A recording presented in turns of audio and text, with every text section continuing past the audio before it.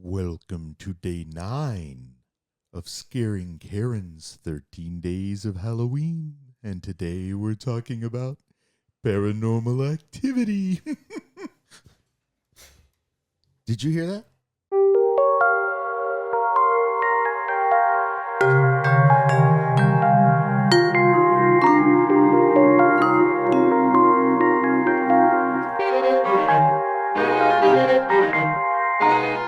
Today we're talking about Paranormal Activity from 2007, directed, written, and shot by a guy named Oren Peli. He was born in Israel, Karen. I was reading a little bit about him. I think he worked in tech before he decided to become a filmmaker. And it's starring Katie Featherstone and Mika, I think is how they said his name in the movie. Mika Sloat. And they were paid about $500 each to make this movie. It's a shame. I mean, it's $500. Nobody made him do it. Did you see any other recognizable actors? Not at all. In this there was micro-budget like two other film. people in this film, and I didn't recognize any of them. Well, Except I did think, so her name is Katie Featherstone, not Featherstone. I think that's autocorrect. Sorry. Yeah. I also don't think the E is capitalized in the name, but that's how it looks in my notes. Yeah. So she, I think she kind of looks like Jenna from The Office. I see some of that. Yeah, I can't every remember time I that. look at her, I'm I like, can't remember why does the she look so actor's familiar? name, but yeah. Yeah, she does. But I don't know that these actors did much outside of the paranormal activity world. But of course, I'm by no They didn't means. have to. Yeah, they got 500 smackaroonies. I mean, that lasts you a lifetime. And this, the producers listed as Blumhouse, but Blumhouse picked this up on the festival circuit. This was self-made through and through by Oren Peli. Made for a budget of about $15,000, and the box office return was $194 million.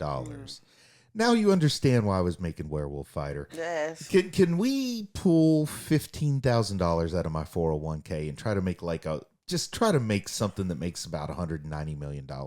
If you can do it like this without all the special effects and stuff. Well, yeah, come on. I Werewolf Fighter apartment style or something. Like somebody moves into an apartment college that's haunted by the ghost of Bad Beeford. No, you could even just have someone in the shadows dressed as the werewolf. You wouldn't even have to see his face. You saw the outline of him, like. So you're giving me the go ahead to take $15,000 of our family money and invest it into. You have to agree to be the art director. No. But you got to admit that's a pretty nice return on $15,000. That's really good. That's almost unheard $200 of. million. It became the most profitable movie when you take the return based on the budget of all time. Mm-hmm. And guess what? It passed up. Blair Witch Project. Yes, Yeah. another one of these excellent movies like this. All right, before we get going into these dirty details, I got to say I can't talk about a movie, can't talk about a TV show, can't talk about a book, can't talk about anything without spoilers. So there's going to be spoilers from here on out. If you don't want to hear spoilers about Paranormal Activity, well, I got bad news for you. The only way you're going to not hear those spoilers is to not continue to watch this excellent video we're making here. So, the power is yours. The choice is in your hand, and I can't tell you what to do because I'm not your dad. Okay, so the synopsis should have been easy this week, I think. So we'll see how I did. But a young family sets up video cameras in their house to see what the heck's going on while they're asleep. I think it's a young couple. They're not married, yeah. and they don't have any kids. I'll admit, I write the synopsis sometimes before I've seen the movie, and I think I got it confused with part 2, because isn't there a baby in Paranormal Activity 2? Mm-hmm. That's why I said family instead of couple. Yeah. They're not even married yet. Nope. I don't even know if they're engaged. They're just shacking up. Yeah. Love American style, 3 years. baby. I think in the movie, they say they've been together for 3 years. And she just moved in with him at the beginning of the movie. So if this movie made $200 million, how much do you think I could make if I made a movie called Very Normal Activity, where I set cameras up around the house and it's just the cats and stuff? I don't think anybody'd watch it. Well, I mean, it's at least going to make $2 or $3 million. It's 1% as good as Paranormal. So let me know in the comments if you want to see a movie called Very Normal Activity. Mm-hmm. Thumbs up from you. You're giving me 15 grand to make Very Normal Activity. I don't think they want to see some of the normal activity that happens in our house. why I tell people don't just come over. You gotta let me know first. Let us know at least 2 weeks, in fact. I mean, like, we're Well, not shoot, talking. not 2 weeks. I mean, I like to walk around with no pants on, So I need 2 weeks to find the right pair of pants sometimes. Now, do you remember when you first discovered this movie? I think we might have watched this one together. yeah, I don't think we saw it at the movie theater though, did we? I think we might have. We used to go to the theater every Halloween and see what. I don't know And when it was this was released. 2008, so Silas would have been a year, maybe a little, or not even a year old when this came out. So I think we waited until it came Saw out. it on video. Yeah, Oh, rats! yeah, I wish I'd seen this in the theater. yeah. Man, And we may have, I don't know, but I feel like we watched it at home.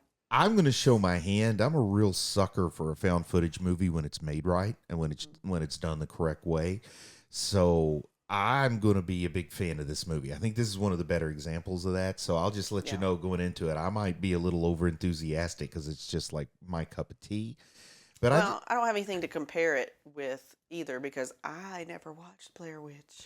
I've only seen bits and pieces of Blair Witch. I've never seen it all the way through. But there were like 200 found footage movies made after this trying to get a big return on a cheap investment. And we saw a bunch of those that are pretty, some are like pretty what? crummy. I don't remember. Oh, man. The one... We saw Open Water, which I thought that one was a great one. That too. Open Water was a good one, but I think we saw that As Above, So Below was supposed to be found footage. Like, it's just the cameras on their helmets. Man, I don't know if that was like...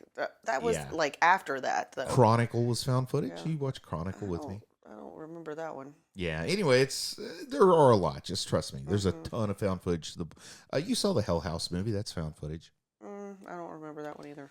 So I guess some things just don't stick with me like others. I guess that answers this next question I had for you because I just wanted to know sort of how do you feel about found footage as a genre or style of filmmaking in general? I like it if it's believable. If it's not believable and just ridiculous, like I'm going to go ahead and spoil a little bit of this movie. Loved this movie. Absolutely loved it until the end. Yeah. Then it was like, okay. We're going to talk about that because that's not Oren that Pelly's. turned me off right there. That's not Oren Pelly's original ending. Yeah. That was changed after Blumhouse and then Steven Spielberg got involved. Interesting. Yeah, so we'll talk about that a little bit more as long as I don't forget. I've been watching some of our old videos, and I say we'll talk a bit more about that in a minute quite often. But I love found footage when it's done right. Yeah. My senior class in medical school, we had this thing called Follies where you do different stuff. And some of the guys in our class made a Blair Witch parody, and I even loved that. But it's just, it's a style that really invites first-timers and entry-level. If you've got a story to tell, they'll forgive a lot of your lack of technical expertise. Yeah. More so in found footage than when you try to do a single camera setup like we did with Werewolf Fighter. Yeah. Well, and I think, too, that it was a good genre for back when it first happened. Oh, yeah. But now, because there's so much and so much technology, like, I don't, believe it as much anymore. I think the minimal, special effects and the very, the easier things to do and just the scare, the scary factor, I guess, that it's more realistic than more technical, I think is what's interesting. But now with technology, it's just I don't think it would be. It's not as good as a genre as it was when it started. Too much footage to be found now. Yeah, there's too much of our life being on one of video, the things about found footage is it's kind of like creepy. You find this old cassette tape, this old VHS tape, and you want to see what's on it, and then you see these things happening to these people out in the woods or something. But part of what made found footage great is because you got a glimpse into all these things that nobody really documents. Right. But now people document everything and it's on social media, so it's and not just original anymore. And I think that's part of why the found footage genre is not as strong as not it as was, or or impressive. Not as artistically admired. Yes. That's what I'm trying to say. It's Okay. not considered as creative.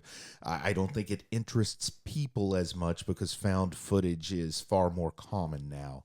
So it's not like the rare treat you used to get when you went to the theater and saw Blair Witch or even back before that if you went to see Cannibal Holocaust. Yes, I would be more interested in found footage from 50, 60 years ago. Yes, than I would be nowadays. So. What was the movie where they found the old 8mm film and it had the people hanging? Was that Insidious? Or is that Sinister? I get Sinister, I think's the one I'm thinking of, where they had the old 8mm film up in the attic that was Maybe. cursed or Yeah, something. maybe something like that. Now, this movie was filmed in a private residence. Obviously, they just rented somebody's house, which is probably the bulk of that $15,000. Rent the house, spend $1,000 on a camcorder. Shoot, it and might have been less than that, especially if they rented it for like a month or something. It could have been $1,000, $2,000. This is in for San that. Diego, though. Yeah, but this was San Diego 2008, I not don't like know. nowadays. I don't know San Diego real estate, but I wouldn't be surprised if a week in a private residence to shoot a film would cost you $5,000. Yeah. But I like it that it was in a private residence and they didn't try to dress up a soundstage or something like that. But I'm kind of impressed this was shot in 7 days. Yeah. Also, when I watched the movie, I didn't realize that I had forgotten just how much time they captured. It's like 21 days or something. Yeah, 20 days, 21 Yeah, because days. I thought the whole thing was like 3 nights or something. Yeah. Well, they probably did a lot of the same shots all in the same night. Yeah, but I'm impressed that they got all this in a 7-day shoot. But then again, I could see where if somebody really had their ducks in a row, they could shoot this in 3 days too. Yeah. So, Yeah. because it really is almost just one location. I mean, they do go to a couple of rooms, but it's almost all in that bedroom. Yeah. Would you consider this a haunted house movie? Yes. I would too. I know that if somebody's going to be like real technical about it and split hairs, they call it out in this movie that it's not the house that's haunted, that the person is haunted and they're taking the entity where they go. But everything in this is like classic haunted house trope. And on top of really enjoying found footage movies when they're done right, I also really I like a haunted house movie even when it's done mediocrely. Like even a mediocre haunted house movie gets me, but I think it all goes back because I really like that Shirley Hill novel. Not Shirley Hill, Shirley Jackson. Yeah. Shirley House on Haunted Hill. I just tried to get ahead of myself and put the Shirley and Hill together. Or maybe I was thinking of Shirley Hemp Hill from What's Happening, who I dedicated Nerd Spawn Genesis to. But anyway, haunted house movies. How do you feel about haunted house movies? If it's done well, and it's not cheesy. But I think that's what I liked about this one was because it felt like I was actually in someone's lived-in home, and it was present day. Everything looked normal. Nothing was unusual about it. And then it's just all of the only thing I think made me feel like it wasn't as realistic as some of the other houses is that like our house is old. Yeah. Our house was built in 1900. So when you hear creaks and things, you know that it's just the house settling. Oh, I thought you meant when a house is this old, you just know it's a ghost. Anyway, you hear the floors and stuff creaking and popping and whatnot in the middle of the night. So it's not a big deal because that's expected. But this home seems to be a newer home. And to have those kind of noises and things happening is a little more unnerving. It reminded me a lot of that house we had in North Carolina. Yeah. That Syntax house. Yeah. Yeah. How did you like that ghost professor they brought in? The guy really against type for what you expect with somebody He who's was a bringing psychic. But I call him the ghost professor. He said he's an expert in ghosts. But he was and a the other... psychic. I mean, psychic and a ghost person are two different things. So. But they called him professor though, or doctor something or other. Yeah, I mean, maybe he went to that. There's a school. There's a university. Sort of a university, one of those where I'm sort of a I doctor. actually just looked at it in the last couple weeks where I could get my PhD in paranormal activity type things like paranormal investigation. PhD in paranormal investigation for $1,200. I wonder how much it costs to get a PhD in normal investigation. There was this rumor that Duke University has a paranormal research department actually, and I think it falls in their psychology department. I think it's one of those terminal degrees where you just get a master's, you don't get a PhD, but I can't remember the name of this school, but it was something university, but it made it sound like it was you did everything online. You actually didn't attend. It reminded me of a art institute type thing where you pay a crap ton of money, but you didn't. You actually paid $1,200 to get a PhD. I actually considered it. I think it was called Egon Spengler Memorial University. It was I think it's a Catholic university. It's a religious Trinity University or something like that. Well, that works for me. Yeah, it was interesting that it was a super religious I bet they have a school. degree in exorcism. Yeah, I'd like to be the last perhaps. exorcist in Huntington. Yeah. So I So don't know. That ghost professor was kind of weird. I I mean, like just how dry and straight laced he was, because normally a psychic comes in, it's usually a lady. In hmm movies, it's almost always a lady, very eccentric, usually got like flowing blouse, maybe a feather boa or something, a weird yeah. headdress, and some wild hair. I thought it And was funny the music that Mika wanted to play too. I'm like, that's perfect. you bring in a guy that really looks like he would be the spokesperson for car insurance in a commercial. Right. That's what this guy looks like, and he comes in giving them all the legitimately good advice, but it almost sounds like he's giving you a quote on car insurance. Yeah.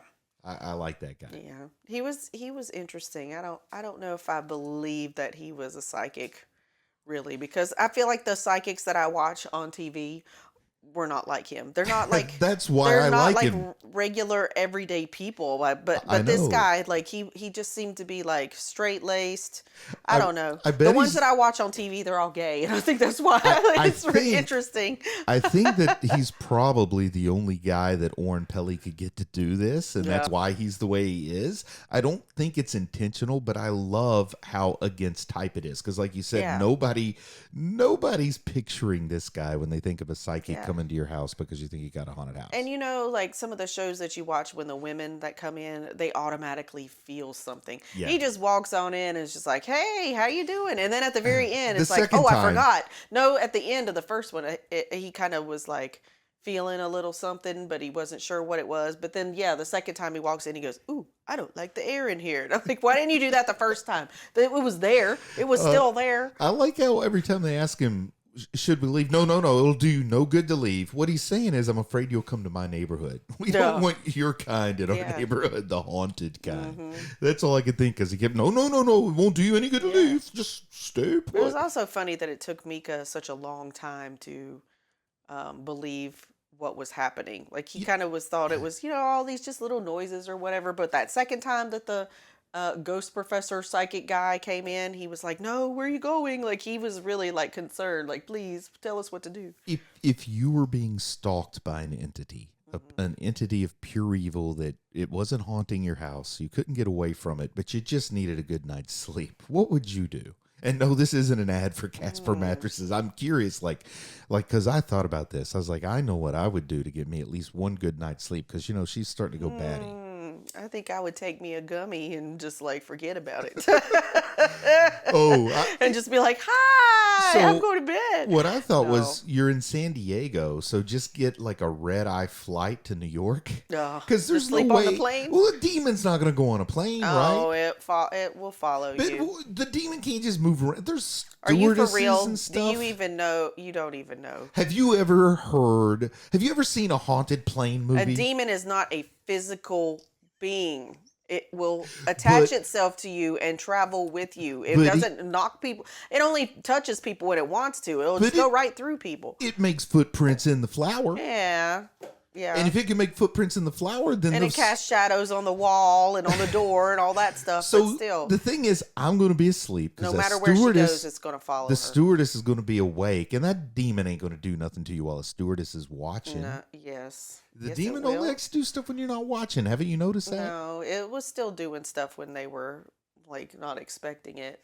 You make a point. Plus, it's hard to set up the whole camcorder on an airplane. People think you're weird if you do that. And it started manifesting like during the day. So when it's doing that, that means it can do it at any time it wants to. It's just doing it at night to scare you more because you can't see it. Well, that I'm going to skip ahead one question then, because it kind of segues into something else I had to ask you. But why did the demon play around so much? Because it had so much power by the end. Why did it take it so long to get there? Plus, this started when she was young, but it felt like the demon could have done what it did anytime it wanted to. I think it played on her fear.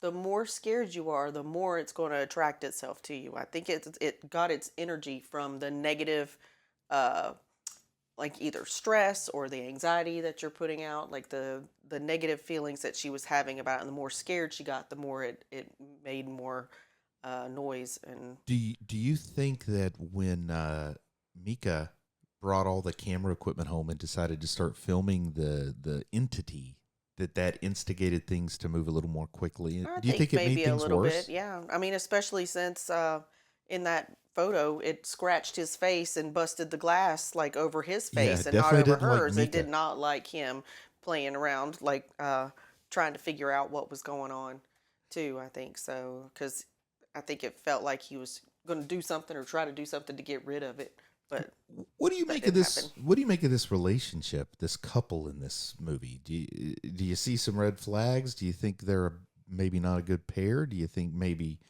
they're an inspiration? What do you think of this couple in the relationship? Because it really deteriorates as the sleep deteriorates. Yeah, I think it was fine up until, when she said, "Get out of my face with the camera." Like he was wanting to document everything and not, I don't think he was just wanting to document the ghost. Like he got really into just documenting Yeah. everything, got into it a little too much. And I think I'd probably do the same. Like when you start hyper focusing on something, you get annoyed. Your partner gets annoyed. I get annoyed. Like when you start to hyper focus on something, I Wait, get wait, wait, annoyed. wait, wait, wait, When wait, when wait. I hyper focus on something, you also get annoyed. So I I I was under the distinct impression that I've never been annoying. yeah, yeah. I think it was normal what was happening. And it's funny because I thought about us back in the I day when we were younger, how we would I thought fight a little bit. Mika was a real jerk some of the time though. Like bringing in that Ouija board, she made Yeah, it when she told clear. him not to do that. And then he said, "No, I promise not to buy one." I won't say who that reminded me of, I wonder. but Semantics, I know uh-huh. people that get pedantic about their semantics. Yeah, Yes. Well, and also semantically I think pedantical. when the ghost professor said, don't do that. You're opening yourself up." And he was like, "Well, I don't really believe that." And he That's did what it anyway. But that's what kind of pissed then I me think he off. second guessed it. Is why bother bringing the guy in if you don't want him there? And then Micah kind of seems to swing from I don't believe in anything to like this is going to make us famous and rich if I get this on camera. So it's like I couldn't decide if he believed in it or not, and I think I'm going to blame Pelly for that, the Yeah. director writer Well, extraordinaire. I think it was intentional. I think we all know people. We all know people who act like that. So, I mean, it's not out of the realm of Are you talking about me? no, Oh, no. because I But try I know not to be that people way. I try. specifically that, and you know people specifically, some Yeah. within our own family that act like that. That would be like, "Oh, I, I don't believe this, and I'm not gonna believe it until it happens to me." And then, Then I'll oh believe it. crap, maybe I should have done what they told me to do What they or not do, recommended. Yeah. right? Yep. So, Yep. You're right. I know a million of them. hmm So I guess I'm going to ask you if you know about Steven Spielberg. I kind of mentioned it earlier. You gave me the idea that you weren't aware that he was involved in this I film was at not all. aware that he was involved. This movie was released in the festival circuit in 2007, but it didn't get released to the a wide release till 2009, and it became quite a darling in the horror festivals, especially with that original ending that it had.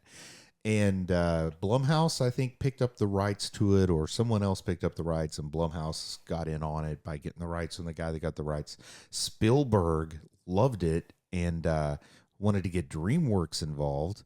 Hmm. And it was Spielberg, after some test screenings, who added that ending that we're getting ready to talk about. So I just wanted to mention that you can sort of see when you think about the sort of stuff Spielberg likes to make, where you see the fantastical with your own two eyes up close and clear versus a lot of good horror like Blair Witch, you never see the evil.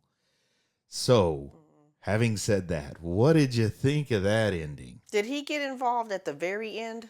He got involved after the whole movie was made and helped write and suggest a better ending. And then they filmed a new ending, and that's what you see when we watch this. Yeah, I don't like that ending. I think it's a little far-fetched, and I don't like that he went in and changed it. I think it was fine. I think it would have been fine the way it was. It just seemed more realistic. Maybe he Yeah. thought it needed something like uh shock factory, at the end, but I don't think it works there. And I think maybe it was an attempt to differentiate it from Blair Witch, but they did such a much better job of storytelling and tension building than Blair Witch did. And Blair Witch is one of my favorite movies. I'm Yeah. not trying to throw shade at Blair Witch. This just did it all better. hmm That I believe the ending where you hear Mika scream downstairs, it's because she's killed him.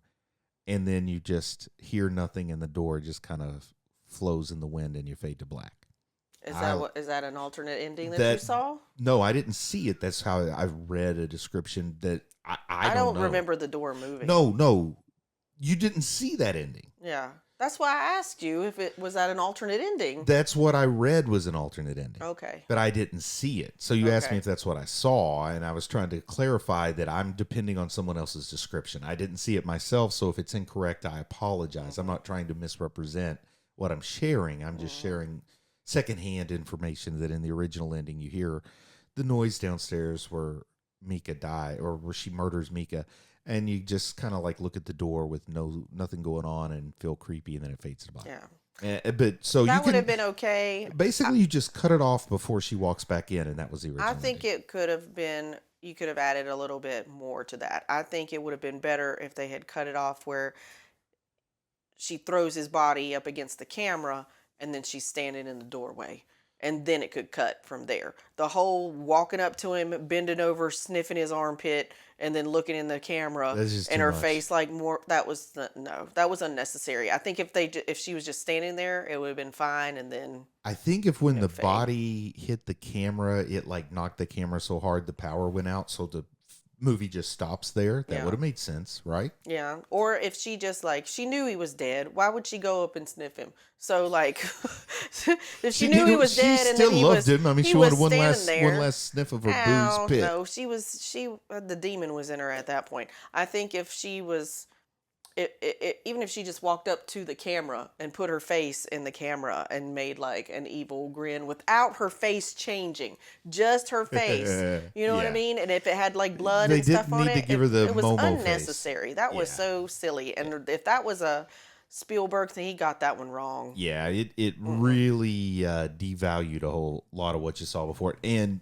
this movie, I don't know, like I didn't check its Rotten Tomatoes rating or anything, but I did. It was 82%. I was going to say that it was pretty high. My personal experience has been that people love this movie. Yeah. However, the one complaint everybody has is that ending. Yeah. So I figured you'd be like me and everybody else there. Well, and you know they have they made a lot of money on this.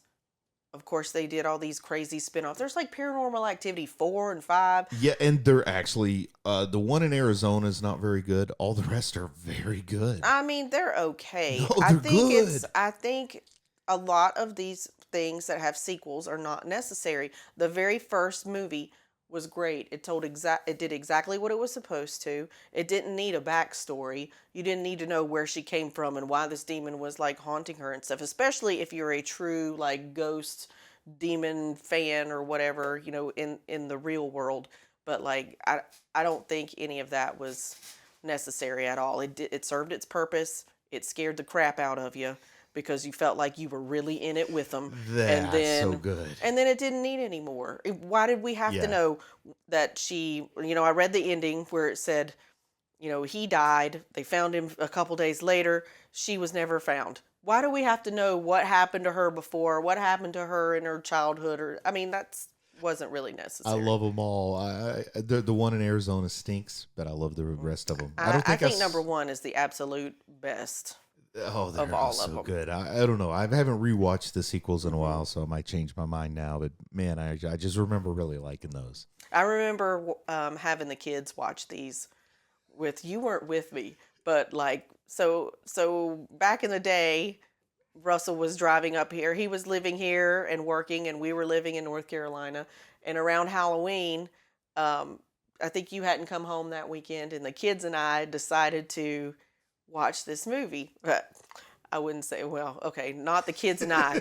I decided to watch this movie with the kids and make the kids watch it with me. So I think Sutton had already gone to bed. Good. Silas was he was about 4. Yeah, he was. Sutton maybe had been there, but I'm pretty sure he had gone to bed. But Sophia, I know, remembers this because she tells everybody about how my mom made me sit and watch Paranormal Activity. And I thought it would be a great like family show because, you know, I love ghost stories and Silas loves ghost stories.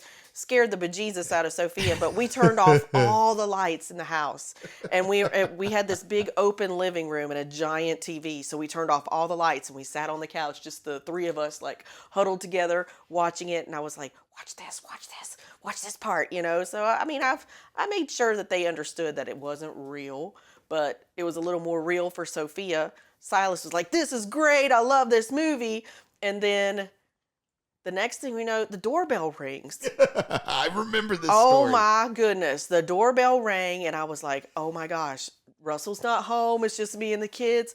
I go to the door and I look out there and I open up the door and there is nobody outside. And so I called my neighbor and I said, hey, can you come and look in my house and like walk around my house? And he said nobody was there. And we found out later that there were kids ding dong ditching in the neighborhood because it was Halloween. But oh my goodness, that was my karma then for making the kids watch that. It scared the crap out of us because the doorbell rang. We thought we invited something in our own house. Now, I think there's a few things to talk about here, but I'm curious what you think. Did you pick up on any themes in Paranormal Activity? Everything in your life doesn't have to be documented. It was good for to find out what it was, but don't go poking the bear. I think that's what, you know what I mean. Like with the Ouija board, and then like they figured out what it was. They were told what it was. They didn't leave it alone. They just, and I think that's what was annoying her. They wouldn't leave it alone, and he just kept wanting more and more. He was getting a little too greedy about it. I'll tell you, though, what I think the biggest theme is. If you see red flags, just go ahead and break up, because Mika might still be alive. He didn't know that she was going to do that. I mean, I don't know. Maybe after watching some of those videos, and he was like, dude, she stood up and watched me for almost 2 hours straight. Sweetheart, I love you, but I'd be going to a hotel. I'm sorry. I know. I'd say you got to work some stuff out. I don't understand that either. Why didn't they leave and go to a hotel? Because they said there's no point because the entity will follow you. And that's when I said, well, I'd fly on a plane because you never see a demon on a plane. How would they know that if it would have followed them? How did they know it wasn't attached to the house? Because the ghost professor told her. But also, how did she escape this? She said that she had been tormented by this demon when she was a child, but then she made it sound like there was a period of time that nothing happened, and then all of a sudden it happened. It's explained if you watch some of the other movies. Anyway, we're analyzing this one, not the other movies. So if you want to know, I guess, but you don't really need to know. But there's a lot of questions. No, I totally agree. I totally agree that I like more mystery, less history. That's a quote from Dr. Drew. But anyway, I do think that the cameras instigated it. That's why I'm saying, like she said, she'd kind of escaped it and maybe it was starting to happen. And then he puts up those cameras and it's like, oh, if you want to show, you know how he said like the Ouija boards are an invitation, so it'll come in more. And they did bring in the Ouija boards that could have escalated it. But I would say if somebody says, hey, Bruce, I'm putting up this camera to record you, I might not act the same way I would if that camera wasn't there to record me. Right. And maybe a demon's the same way. If there's a camera, I want to perform. You know, imagine me as a demon. I'd be a lot like Beetlejuice. I don't know, because see, a lot of the opposite happens in a lot of those ghost shows. People talk about how they see a lot of activity, hear a lot of activity, and then when the ghost hunters and stuff like show up, there's hardly any activity. It just all of a sudden goes away. The difference is it's real here. Yeah. Actually, I would believe it more from this movie than I would in real life. And a lot of times they debunk things, but still, it seems like the activity doesn't crank up as much because I think they want more to be heard and not seen. I think that adds to the scariness of it, is not knowing where it's coming from. Or exactly what's causing it. Certainly builds to the tension. If I hear it, I don't want to know what it looks like. You know what I mean? That's the last thing on my mind. You know, what really makes a movie scary for me isn't the scare. It's the tension that builds before the scare. So that when the scare happens, it's almost like that feeling like your heart's exploding because you get all that tension's built up so tight. Now you finally see it and you're like ready to scream and then you laugh. And it's that little high that makes you like scary movies. Yeah. Well, so tension building's important. This one, I loved the way they did that, where it was just noises, and then maybe you saw a little shadow, and you felt like you saw a little her hair flicker, or, Yeah. and she said, "Oh, something breathed on me." Like when she's standing in the hallway, and she's like, "I feel it right here," and then her hair just went whoop, and you're like, "Oh my goodness," you know. W- But then you never ever like you're expecting in other horror movies that we've watched, you're expecting to see the actual demon, like in oh, which one was it that we watched where the demon like showed up in the curtains and stuff? In the shadows. The shadow there was one movie that we just watched that we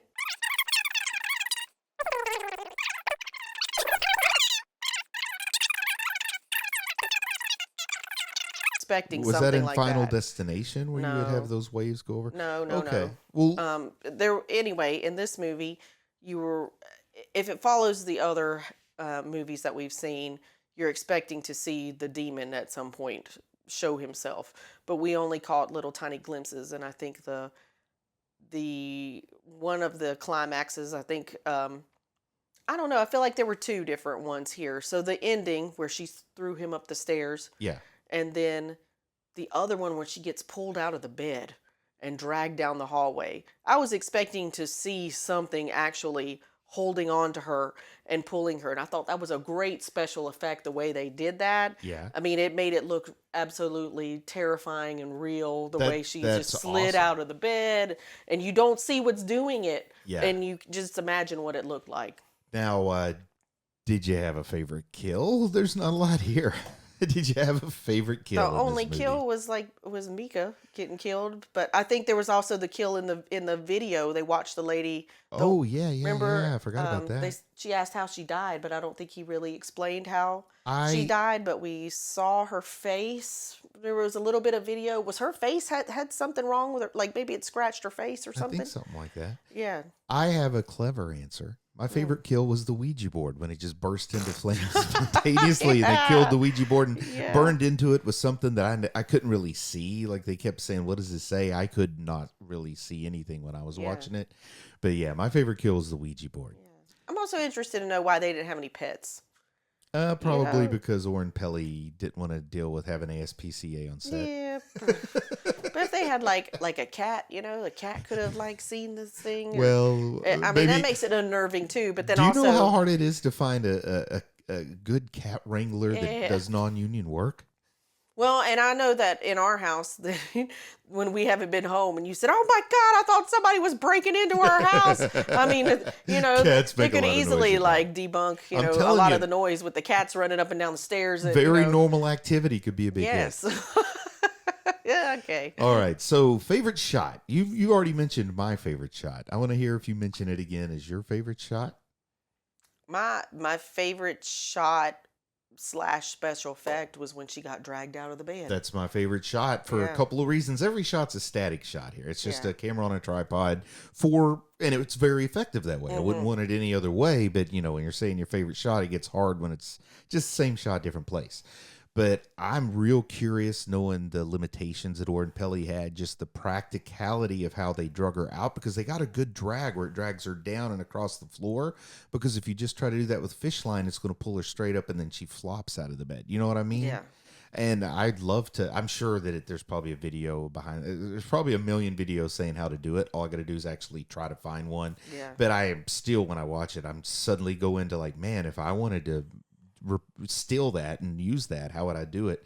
So I'm really impressed with that shot. Yeah, because she wasn't off the floor either. Like it grabbed her from in the bed and slowly like pulled Like her she out of went the bed. under the blanket. You know what I mean? Like it didn't take the blanket off. It was able to get her off the bed and leave the blanket. She went on. out of the bed, and then when she hit the floor is when she started screaming, and then she rolled over like she was going to stand up, and then it just yoinked her out the hallway. That whole shot was brilliant, and there's no way they got Yeah. it right the first time they tried it, because it just looks too beautiful here. Yeah. My next favorite one would have been when the covers went That when is it good. billowed Yeah. up, and then also when he's laying there and the covers pull off of him. Now that is easy to Yeah, that's a little easier that to one's do. easier to do because he was off to the side. Someone could have been hidden over on the side, but I think what I liked about that one is I could relate to that because there are times that I've woken up in the middle of the night and have felt the covers being pulled off of me. And I just like don't even think about it, and I just grab them and pull them back. And then I go Okay. back to sleep. But like this is like real stuff that I feel like Uh-huh. has happened to me, and I just yank them back and I roll over and I'm like, don't even Well, look and see if there's anybody down there. I think that's the perfect time to ask you what you give this movie for a scare grade, just like the old grades you got back in school, A Ooh. through F. What do you give this movie for a scare grade?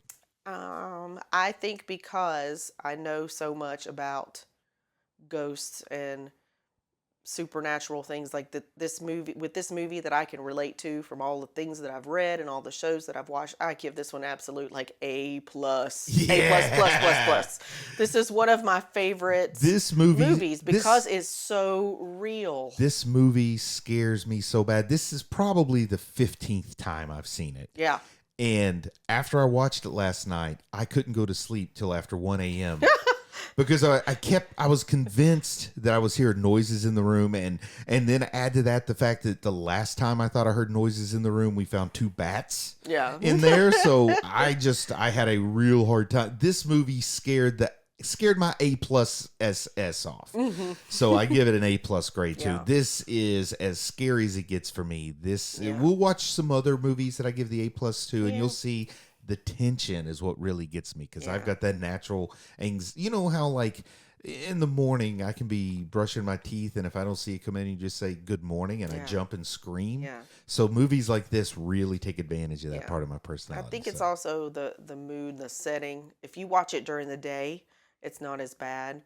But if you watch it like in the evening when when the lights are off and like the house is quiet, I think it will scare you you a just lot gave me more. another idea. My movie, Very Normal Activity, will be entirely shot at daytime. Oh my goodness. Just see what happens in the house when Anyway, we're at work. so my friends who don't like horror movies, this is one that I would recommend them watch, but also warn them ahead of time. Like, okay, the other stuff is gory, Yeah. horror, suspenseful. This one is realistic, and this one will scare the crap out of you because you will feel like you are really in it with these people. So 2 A pluses on the scare grade, but the movie, is it worth watching or is it a Oh, it's stinker? worth watching. How I many give pumpkins? it 5 pumpkins too. I give it 5 pumpkins also. So Absolutely. I think this might be the perfect Halloween movie. I think so. Oh too. boy. This is a perfect anytime movie. This is the best movie to watch like with your kids the night before they move into their first apartment. Yeah. And they have to stay by themselves. Yeah. Or, just Or there this with is a great roommate. one for like teenagers, when the Oh, teenagers like get together a and like slumber party. This would be a Yes. class. Or when we Yes. would invite people over and do the inflatable screen in the backyard. Yeah. This would be a good one for that too. Oh yeah, Oh, but it have to yeah. be quiet. If you're outside, you hear all the cars and stuff. Yeah. It's better in like a In the dark basement. house where Down in our where basement. you hear nothing else and everybody's just really sucked in and Down locked in in. the dungeon, as we like to call it. All right. Well, that's all that we have for this episode, but we're going to be back with like 4 more. So I hope you picked out some good movies. We only got 4 more to do this time Yay, around. Yes, And of course. don't ever give up. Make art, consume art, do what you love what you do.